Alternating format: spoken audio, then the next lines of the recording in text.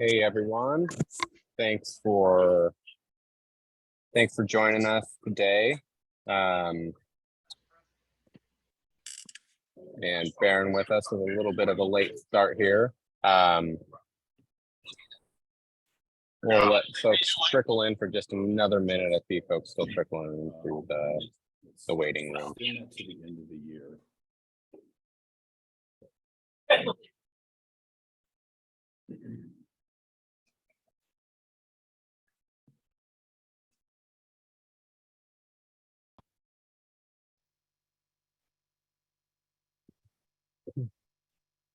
All right, well, let's go ahead and get started. Just want to thank everybody for joining our kickoff digital equity workshop here, and we're really looking forward to this series of workshops that are really just here to help support a statewide community to develop around the development of these local digital equity planning efforts that we are all going through right now, and want to also take this opportunity because we did not have the chance during our kickoff workshops the other week to introduce our statewide digital equity lead, Sabrina Roach. Sabrina comes with years of expertise in leading a lot of work on the national, state, and local level around digital equity, and we're really fortunate to have her as part of our team here at WSU Extension, helping to lead this work to develop these digital equity plans and navigate these processes. So I have to apologize that I'm going to have to drop off now, but just wanted to welcome you all to this series and introduce Sabrina to you all, and look forward to watching the discussion later on the recording. And Sabrina and the extension team for sure have you covered. So Sabrina, I'm going to hand it to you, and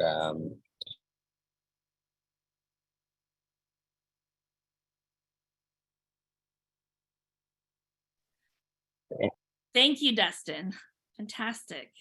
And hello, everyone. I'm so excited to see so many folks here. So there are several folks from the WSU team that will be in and out of these meetings. So if you recognize them, please feel free to reach out to them, reach out to me to reach them. That's fine too, of course. We will be posting the video made from this session and the others. We'll also be posting notes and collecting questions from the chat that we will save and answer if we don't get to them today. So if we have to push some of the questions to the open office hours at 2 p.m. on Friday, we'll do it that way. And if you attach a name and an email address to those questions that you send, we'll make sure to get back to you directly. All right, so we've got Kayla Wells-Yoakum on the call, and she is running logistics. She's a county director with WSU Okanogan County Extension. So you can chat with her directly if you have any technical difficulties. And we've got the extension email address for this project that she'll be putting in the chat. And a real human answers that. No, there it is. All right, good. All right, so we're starting this planning with the understanding that everyone should have internet, the skills and devices to use it, and the applications that relate to their lives. Internet that's affordable in the languages that they use. So with your partnership and action, we can get this done. We have a plan. We're submitting a draft of, well, you'll be submitting a plan draft to us June 6th. But of course, this work will continue, and we hope that with this historic infusion of resources and attention, we can stand some things up that can keep going. Some ways of communicating, some partnerships. So if you have funding, you can amplify it. And if you don't, you'll still be able to do something. We've never had something in this state that went that wide and deep before.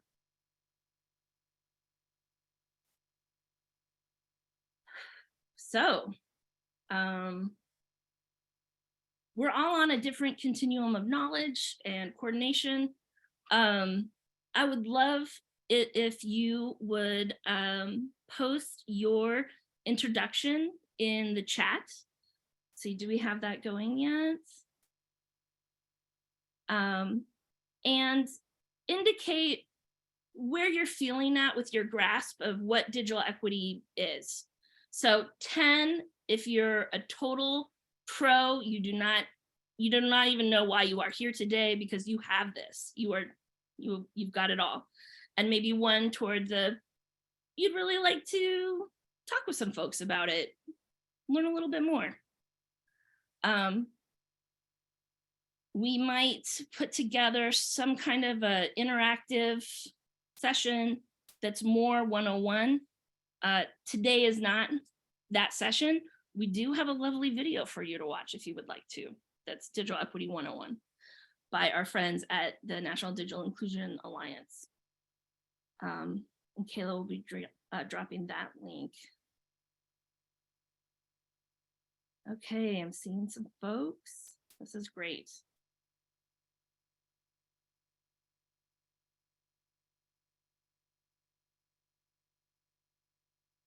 Okay. I'll just read a few. So I can get this window open. Oh, wow.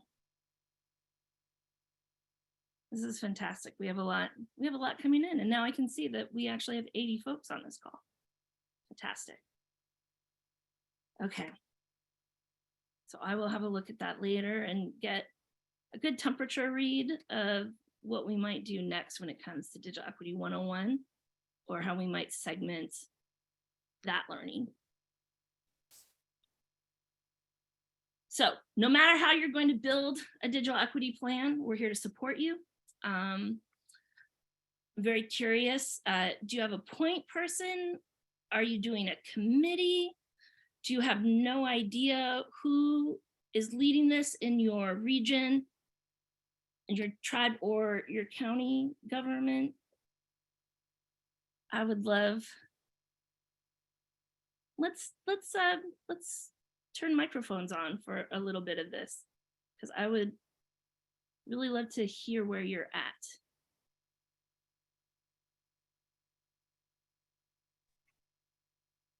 Sabrina, Atul has a question, had raised his hand, so you might want to answer his question first. I didn't catch the name on the question. I think it's pronounced Atul, A-T-U-L. Okay. Oh, hi, Atul. Hi. Hand there. Okay, thank you. So I wasn't planning to speak, but you raised a really important point about how to make our efforts sustainable after this initial tranche of funding. And what were your ideas, or what ideas are developing around that? Because one of my concerns is that efforts around digital equity might just end up being a kind of a subsidy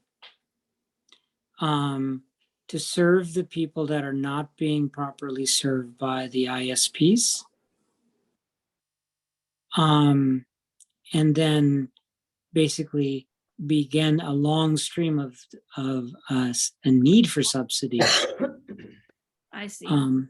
And this is a concern of mine. And so that's very easily could happen, right? If we had this lump of stimulus money and we provide help for availability with the statement that I'm hearing is that access is there, in most places. The question is it affordable? And so a subsidy is something that requires an ongoing stream. And so how to get over that challenge and how to have sustainability and economic inertia to to the task of serving people around the state? It's a big question, Atul. The question around how do we pay for this? How do we structure it so that it supports and feeds our communities rather than create a more negative dynamic, however you articulate that dynamic. Does anyone have something they might want to say in response to that?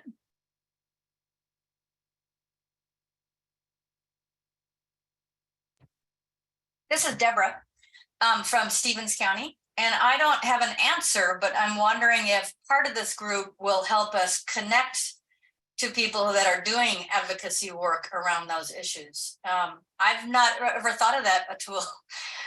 So I'll be very interested to know if there are places to have that conversation with all of us in the state. Look, we've got 80 plus people here talking about this. So that could be an option for this group. I'm sorry, I thought I dropped the hard bomb of a question right up front. Hey, that's okay. I'm game, totally game. But We did in the too often the public sector subsidizes the private sector, and I'd like us to figure out how to do less of that. Yeah, I'm wondering if anyone is here from Petrichor, Whitman County.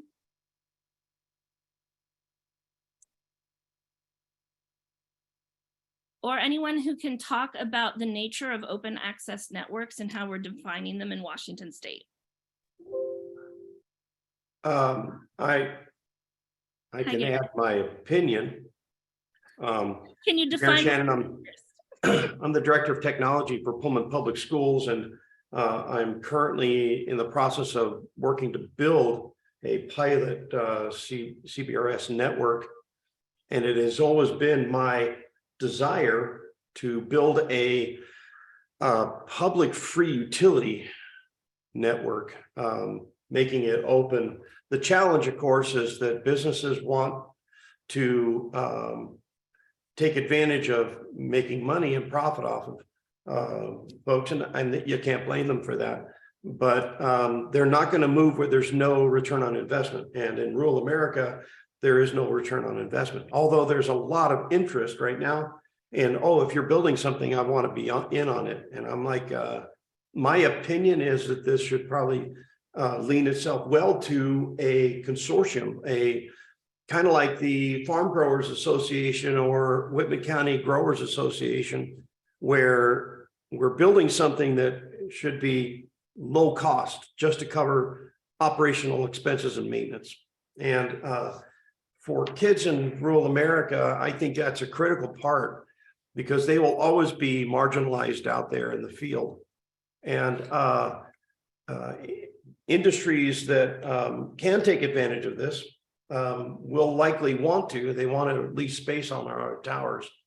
Right now, I'm leaning towards I would prefer not to do that. However, I also recognize that as a district, there is no funding to maintain generally a very large and distributed network like this. So I'm engineering a solution that is maintenance is a lot lower cost to us.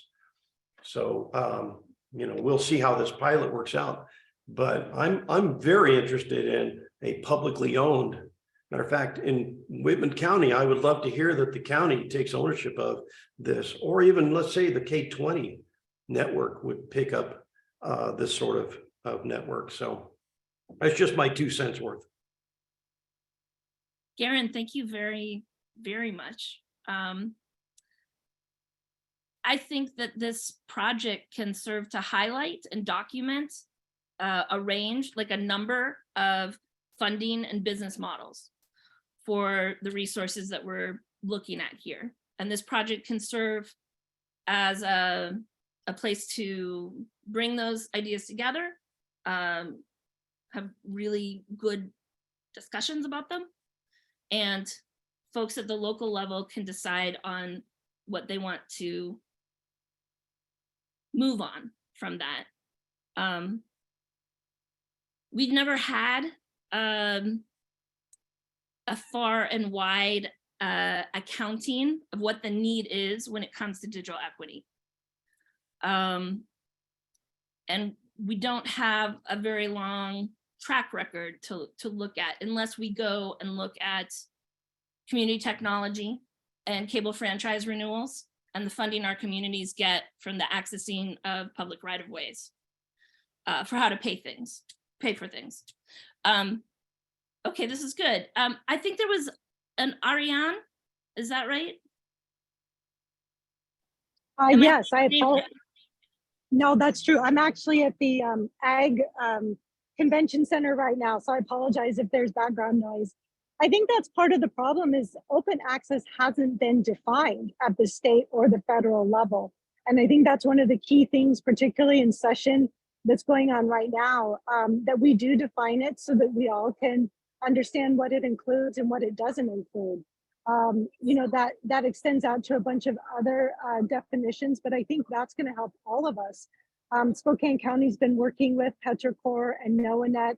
They've just stood up their own public development authority to do very similar to what Whitman County is, and that's have open access assets that are owned by the PDA that cities and towns and the counties can leverage for revenue sources, but also to promote service providers to connect and really focus on their service delivery models for the constituents that don't have it.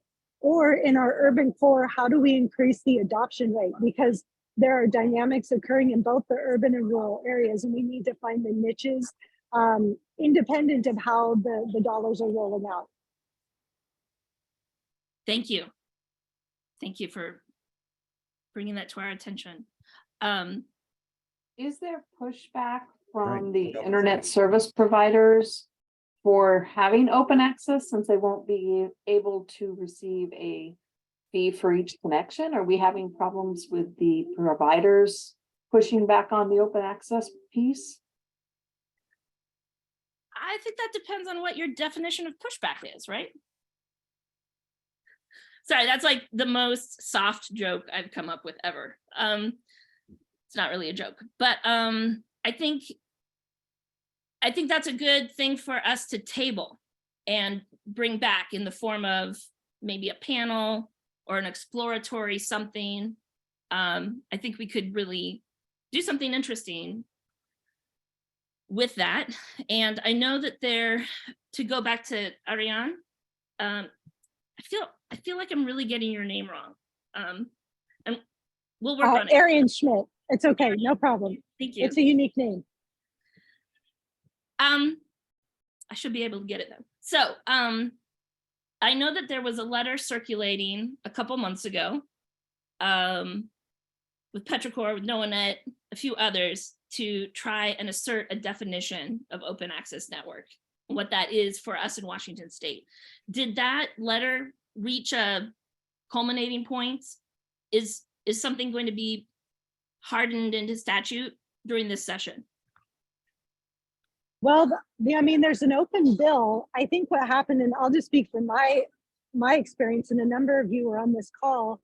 I think in October of 2022, when Mark Viswani held that meeting to say, what are we going to do with the round 2 NOFO? I think a beautiful thing happened, and that was everyone decided, let's go ahead and keep the definitions of what the first round of NOFO was about and what that meant from open access, but realize that may or may not carry over to all of the other rounds of funding. So it was really neat to see that from King County to Spokane County to Island County to Lincoln County, where we were okay with continuing with the rules of engagement as it was for round 1, for round 2. But no, I don't think we've actually crossed that bridge. And I believe that Senator, I think it's Hansen, is working on an open access committee from the legislature. Again, I think that that's going to help everybody so that the King counties or the rural counties understand what that means uniquely for them so that no one's excluded in the solution building. Thank you. I'm very interested in the specifics of how it works out with the digital equity component. Of course, the affordability and the.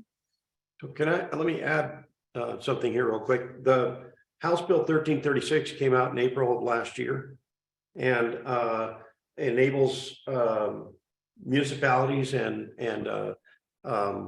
governments to provide open access to communities out here. We can access service providers, which is huge. I got this from King County IT and a meeting I had with the city of Tukwila week before last, which really changes the game here, I think, a lot for this conversation. From the Pullman school district perspective, we're targeting low-income families, and I think that's a great delineation for a starting point for open access. At the same time, I don't want to curtail opportunities for companies like First Step Internet that is a local community member and an active participant in our community internet. And so where they can't afford the infrastructure to expand out to open internet or to bring the internet out to our counties, folks, our plan isn't to deploy CBRS in city. And so I think that's an excellent starting point. One of the things that I'm targeting is not a replacement of current technology capabilities in our area, but supporting capabilities in areas that have nothing.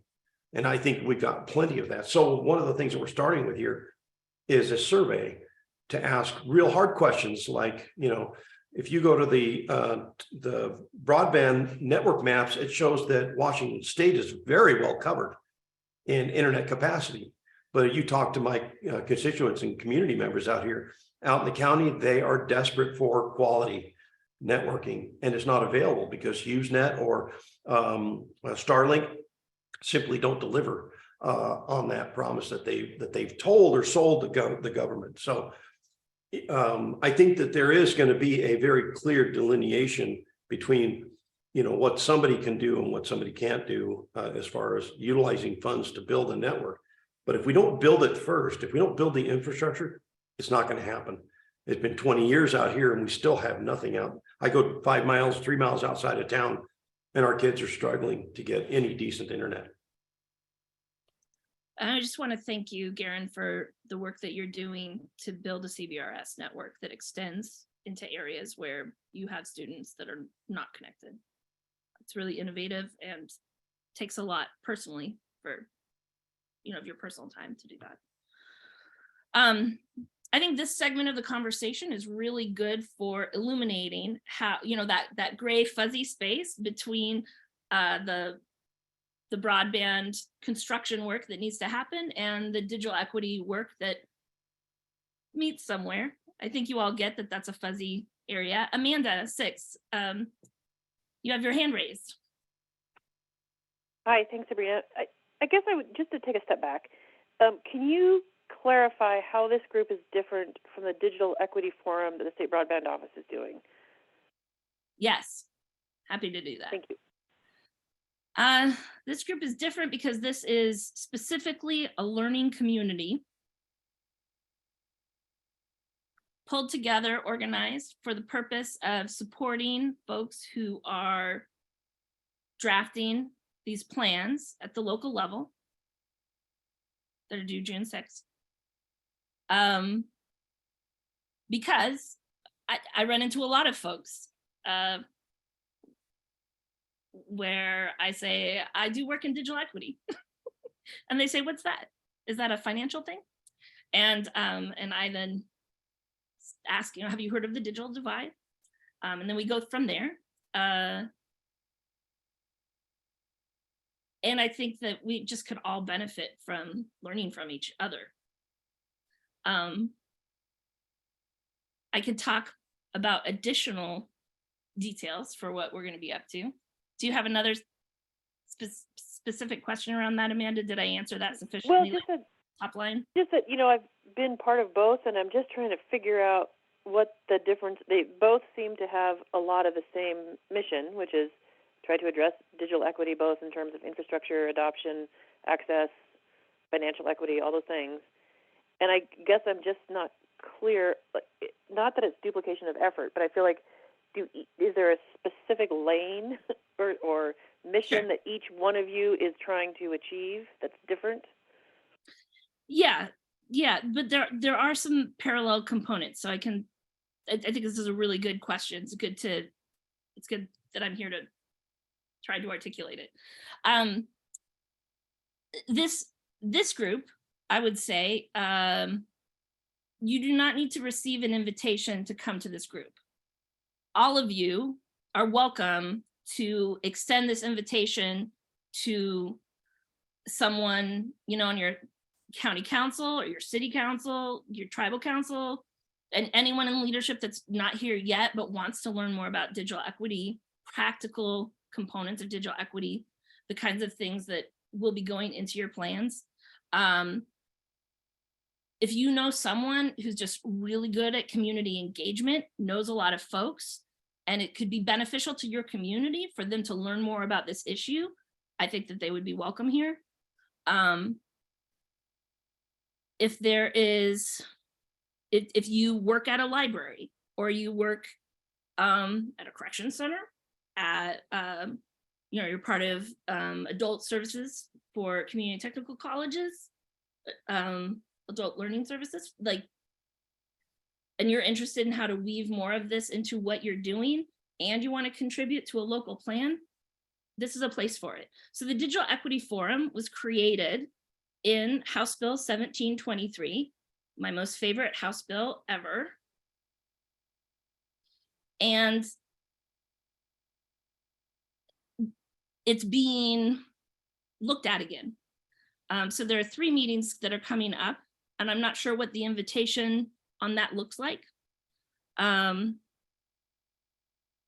If you're curious about it, feel free to send us an email. But it'll be doing a few things, but there are some things that it hasn't been doing that are actually in statute that it should be doing. I don't have clear answers for why that worked that way. Is that helpful, Amanda? Yeah. Oh, Deborah. Thank you. Yeah. Yeah, I want to just interject here a little bit. I've been working on this with Amanda and others in Stevens County for 20 plus years, this whole issue of access and adoption and internet equity.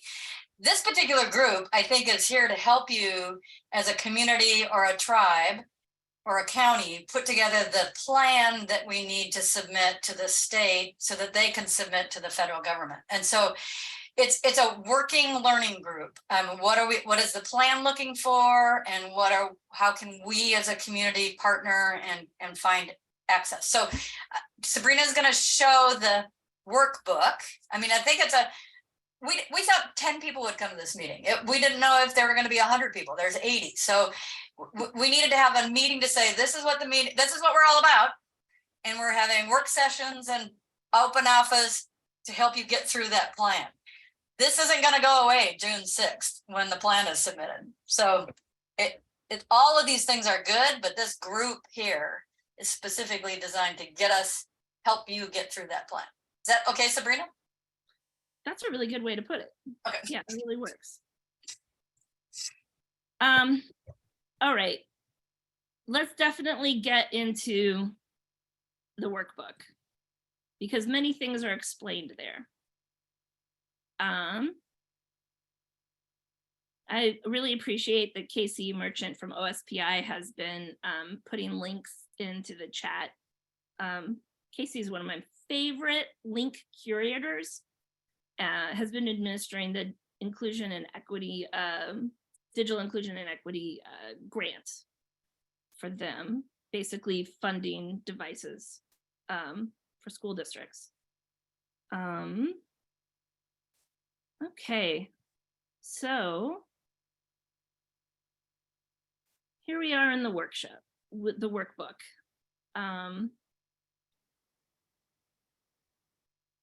Have folks seen the workbook? Maybe just give a little wave if you've looked at it before. Thank you for humoring me. I love it. Thank you so much. We're almost done with ours. This is fantastic. I appreciate it. Okay. All right, great. So this workbook explains the very detailed layers of this project. Who's funding it, where things need to go when, etc.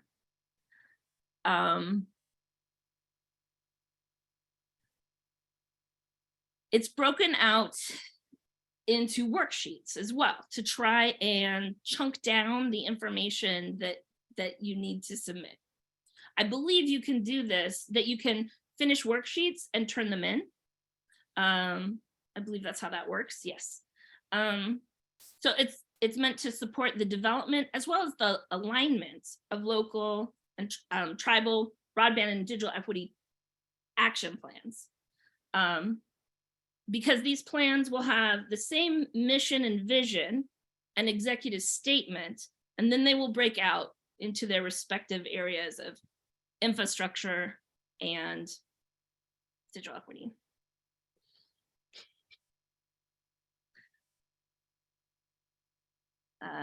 Let's see. Okay. So within the project scope, basically we're looking at an asset inventory stage where we start with what we have and we document that. You can go really deep on that, or you can go more light on it. Depends on your capacity.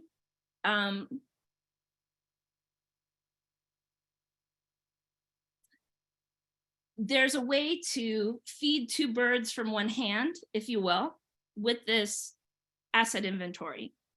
Say you have a digital navigator program, or maybe you simply have a library or a school, and sometimes someone answers questions about where you can get devices or where you can get low-cost internet or free internet.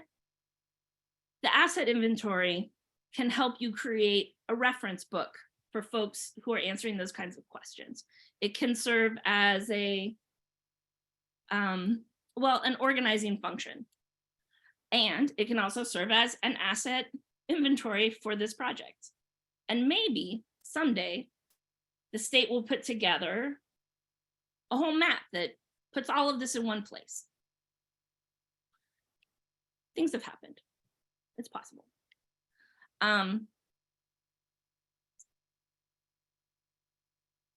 There's this whole component about covered populations, how you're supporting them now, and how you could be supporting them, what those strategies could look like.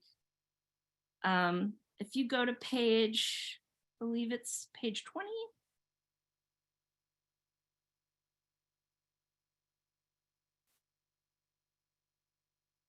Let me just check and see where we're at. Covered populations in the Digital Equity Act. I'm really curious about how this looks in the chat because it's very formatted. Oh, it includes the little arrows. This is good. Okay. Kayla, I hope you don't mind that I just put that there. Going rogue. Is there okay. any way to share your screen, Sabrina, so people can see what you're talking about? I can do that. They can also follow along in their workbook. People are calling in probably. Just a second. Oh, it helps if I actually share the thing that I was talking about. Okay. So Congress has designated these communities as what they're calling covered populations. This includes, it's a rather long list. And then in Washington State, we expanded the definition of covered populations in House Bill 1723, the Digital Equity Act that was passed last session. We call them underserved populations. And that includes children and youth in foster care and individuals experiencing housing instability.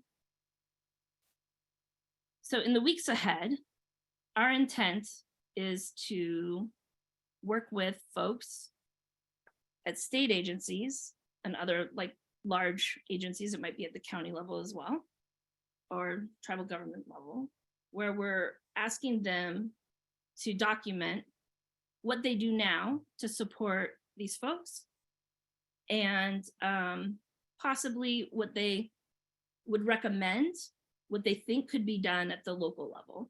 what could be relevant to you in your local planning.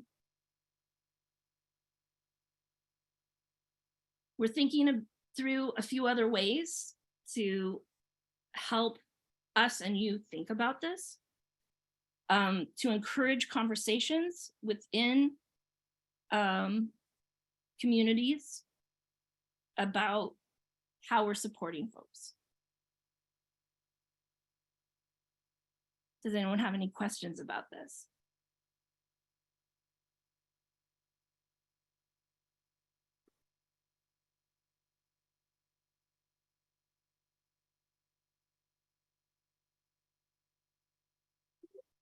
Sorry, Sabrina, repeat that question. What was your question? Sure.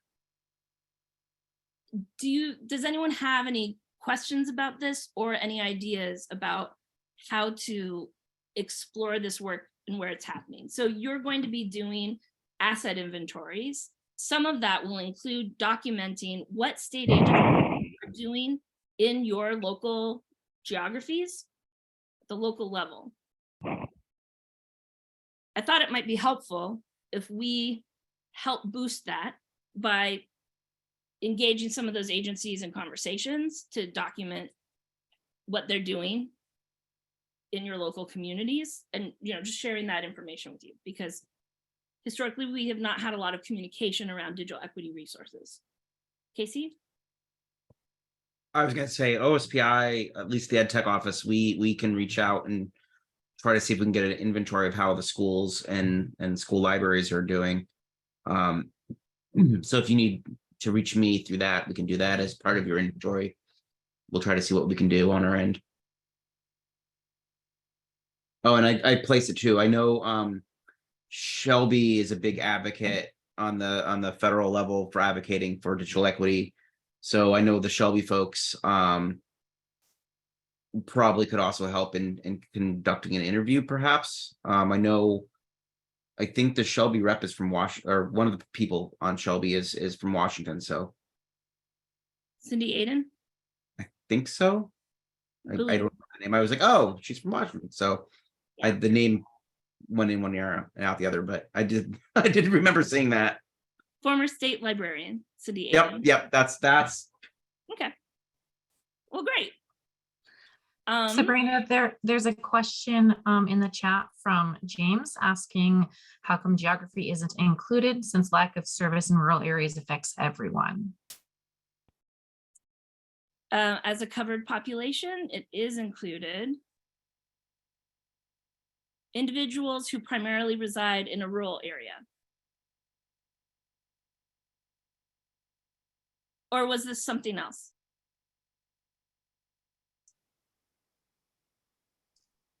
James can unmute and ask his question if he needs to, but it popped up into the chat right after you had asked, are there any questions after sharing the covered populations list? So I'm just making an assumption. Thank you, Kayla.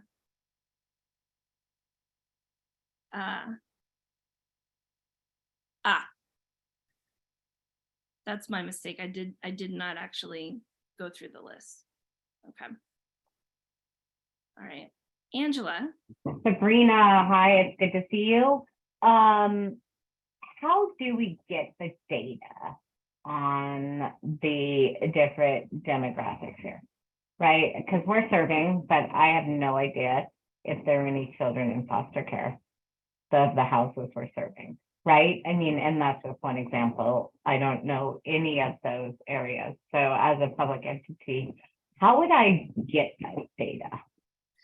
Yeah, I think specifically for foster youth, and someone else might have might have a better answer than this, but OSPI has it. The school counselors are the ones in direct contact with foster youth.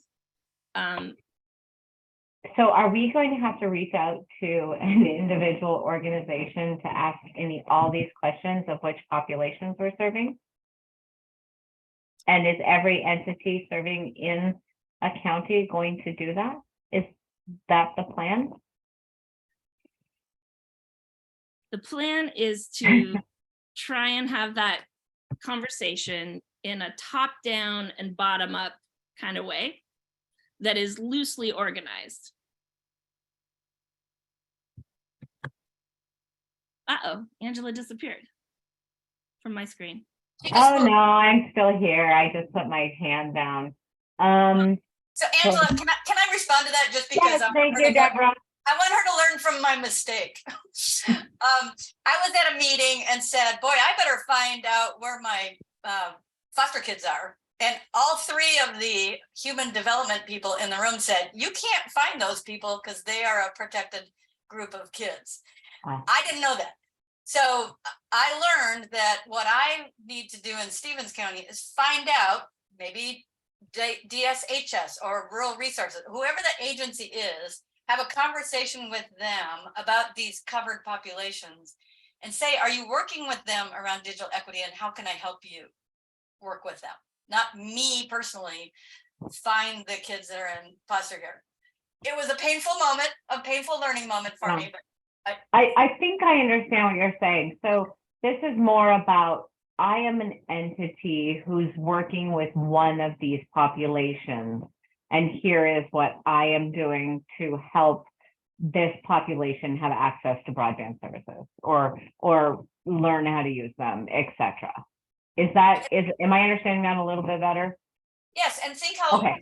it will be if we have a sense of everybody, like the veterans in our county that need to get access. And I maybe haven't been working with that group before. And just having that understanding about where those gaps are so that I can address those and help them address it, connect them to other people on this team that might have more information. That's where I'm thinking about it. It's unearthing the gaps and figuring out how to solve them. And also maybe unearthing the organization, right? Right. And being able to say, oh, I need to find all the different entities that are serving veterans. Right. Okay. So we've been walking through different ways of doing this. And one of those ways looked like covered population as heading, and then list of websites of organizations that support them. I think it's an opportunity for us to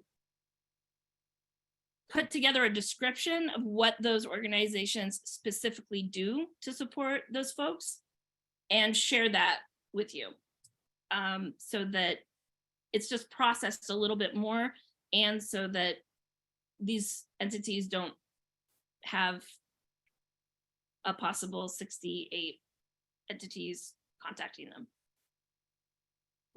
And I have to say, I am so infrastructure focused that I think I need to downgrade my knowledge of broadband equity from a 6 to maybe a 4 after my questions right now. So I just need you to know that. Well, you know, something that I'm really puzzling through that's connected to this is how we reconcile and merge the state work on compensating folks with lived experience and being careful about just what we do with human research subjects. And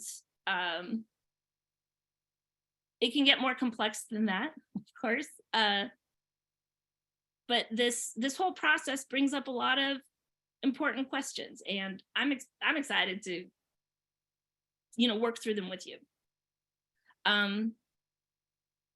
Okay, so someone is asking who leads the BAT in their area, the broadband access team. And someone is answering that for them. Okay, broadly, I can say broadband, I'm sorry, what was that, Deborah?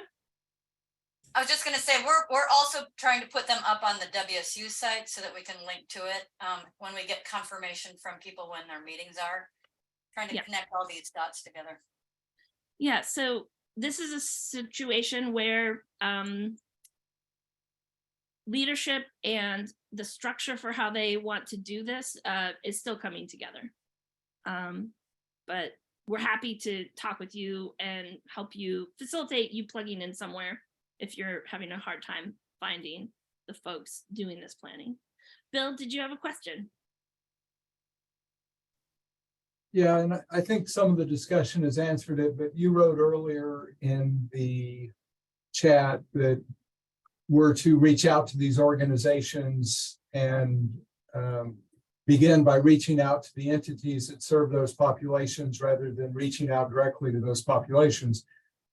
My experience tells me some of those agencies and entities aren't doing anything with their populations regarding digital equity or broadband or anything at all related. So what are we really reaching out to those people or those agencies for? What do we hope to get? How do we frame the question so we get information or urge them to do what we need to, or help us to get the information we need? I'm struggling with your narrative and how to take it out into the public and get what we need and what do we need. So I was drawing inspiration from the Broadband Opportunity Council, which was an Obama era effort to ask federal agencies what they could do to accelerate the deployment and adoption of broadband. And from that, many things happened. Some agencies loosened some rules, some did some different things with rights of way and permits. Some just put stuff on a map, and that was helpful.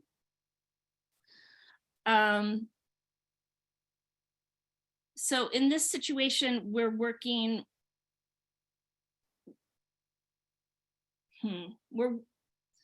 we started the conversation with the new digital equity leadership at the state within Commerce. There's a new unit, the digital equity unit, led by Emily Grossman, who couldn't be on this today. But we're working on identifying who to have the conversation with at various agencies so that they're not surprised when folks in local communities ask them questions about it, but also so that they can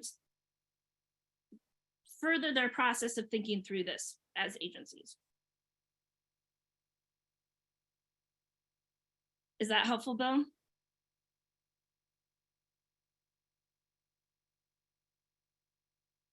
I'll get there. I'm just having trouble getting my head around everything we need to present to the state and how we're going to get it, how we're going to do it in the next 60 days. And just making connections with all these folks is going to take 45 days to, and I'm not complaining. I'm just trying to figure out how to make it all work. Bill, can I add maybe into this a little bit? I've been on this road for about 3 years now, walking down how can I make this real and workable. And when I saw the BEAT funding, that's what really kicked it into gear for us. I have been asking questions. We have a low-income population, primarily out in our county areas, though we do have a number of indigent students in city as well. How do we reach out? How do we identify those communities? You know, the school district does a really great job of connecting with a lot of families. I would almost argue a super majority of families, because almost every family has kids of some form at some level. And they are a great template for your community on where population, low-income populations live and reside and need help. And so that's a great resource for us. We have a local community support, like housing and food challenged folks who are another great resource. But we're finding that the county may not have those. And out here in rural America, not every county is going to be as well organized or densely supported as maybe King County or Thurston County. And so turning to your county at first is a great start. Engaging with your county. Every county now has a BAT team or establishing a BAT team. And I don't know that it's going to be the next 30 days. I mean, the sooner we can cobble together this information for the state, the sooner that they can apply for this $42.26 billion of available funds through the National Telecommunications Information Agency. So it's not a press for everyone right now, but if you can get this data together, it's beneficial for the state. But it's not an imperative to hit every single one of these community groups at this time, I don't believe, but do the best we can. And so that's what we're targeting, is we're targeting what we can do the best of and collect that data and get it forwarded. And this workbook is just that starting point. It's the start of a conversation. I don't know if that helped or not, but. Yeah, thanks. Are you finding school districts can actually provide the depth and level of information of why people can't access broadband? Do they know whether it's financial or if it's just not available, or, and most of my areas, I know who's got access to and who probably is having financial challenges accessing it, but I've been asking this question for about 10 years now. I need to know who out there doesn't have access and who does have access, because I can recognize digital equity in students who can't do their homework at 2 in the morning if they choose to, simply because it's not available to them. It's all online today. And if our network goes down here, education stops. Something drastically unique happened 2 years ago that changed the face of education nationwide. I argue every kid almost now has a Chromebook or some kind of digital device in their hand, going home with them most of the time, at least secondary grades from 6 through 12, for example. And that has really changed the drive behind this. My major point to our school board and to other school boards now is that the campus used to be defined by the walls our building contained. All student learning happened inside there, and today that's just simply not true. Our learning happens wherever those kids are engaged in the internet.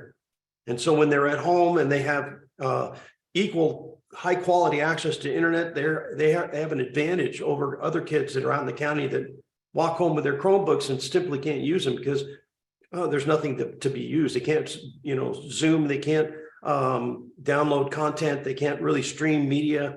They're hamstrung in a lot of ways. And so that's an inequity that I think it's a complicated challenge, but it's not insurpassable. We can overcome that challenge, I think. So definitely. Schools happen to be an excellent resource for your communities in all aspects. Go to them, ask those details, and they will pop them up for you. Thank you, Garen. Deborah, we'll get to you in a second. I just put in the chat again, the NOAANET maps, those will continue to get more information. They'll get more sophisticated. So keep an eye on those, but they're a starting place. And then office hours every Friday at 2 p.m. That'll be an unstructured time to apply more structure to this. So any feedback that you can give me, I mean, I want to hear it. Just anything you got on how we could structure this in a way that would be really useful to you. That would be great. Deborah, final parting words. Well, I just wanted to say, Bill, I feel your pain because I was hyperventilating when I surfed over this. I kept thinking, I'm never going to get there. I'm never going to get there. But we've never had this opportunity to have these conversations as a collective method and say, I can't get what Garen has been able to do, but now I know that I can get to the school. So one of my strategies in my plan is talk to all my superintendents in my county with the questions that Garen's going to give me because I'm in this meeting with him. So to me, it's this opportunity to have this mind meld of all the things that you all know about finding out these things and then having strategies about reaching them that I know I'm not going to accomplish by June 6th, but I know that I've got a way to talk about it. That's just my thought, because I was in your camp, Bill. Deborah, let me add to this here real quick. Your shortcut to this is contact your educational service district. For us, it's ESD 101. Over on the west side, ESD 112, ESD 129, or 189 rather. Contact your educational service district. The reason why is because typically they have a structured superintendent's meeting, and your best bet to contact the supermajority of superintendents is in one meeting place. I meet with our ESD 101 on the 16th. So we're going to have this conversation there. What is it? How are we, It's just honing my tool belt, so, right? And Go to your ISDs. OSPI is actually one of the organizations that we've been planning with for several months and have that coordination sorted out. But I think it's just fine if you, I was about to say, I can put you in radio contact with any of the ESDs if you need me to. okay. I just want to respect everyone's time, let you go if you need to go. Please feel free to reach out to us. I'm really glad you made it today. Thank you for the strong showing. This is exciting work. Okay. It's important work as well. It's not just exciting, it is important and it needs to be done. See you guys, I've got to run. Thanks, Karen.